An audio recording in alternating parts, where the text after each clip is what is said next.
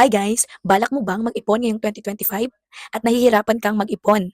Puro lamon, puro bilbil, pero walang ipon. So guys, meron akong i-share sa inyo na makakatulong sa inyo para makapag-ipon. So ito yung makakatulong sa atin para makapag-ipon at mag-guide sa atin at ito guys, in-order ko sa Shopee. Ito yung Diary of Pulube. Ito guys, yung kay Chinkitan.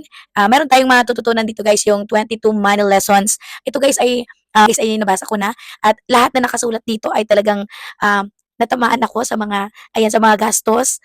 Orderin niyo na 'to kung gusto niyong makaipon at 'pag na-order niyo 'to guys, ayan siya, meron na din siyang kasamang ayan. So, 2 in 1 na siya, meron na din siyang may ipon diary. So, ayan guys, dalawa na siya ang makukuha niyo. So, ito guys ay na-order ko sa Shopee, ₱180 lang. So, dalawa na 'to. So, huwag kayong manghinayang guys sa ₱180 kasi sulit na sulit 'to guys. Marami kayong matututunan dito. So, ayan guys, gusto niyo lang guys na orderin 'yon, makikita niyo lang yung link sa baba, ilalagay ko na din guys para hindi na kayo mahirapan maghanap.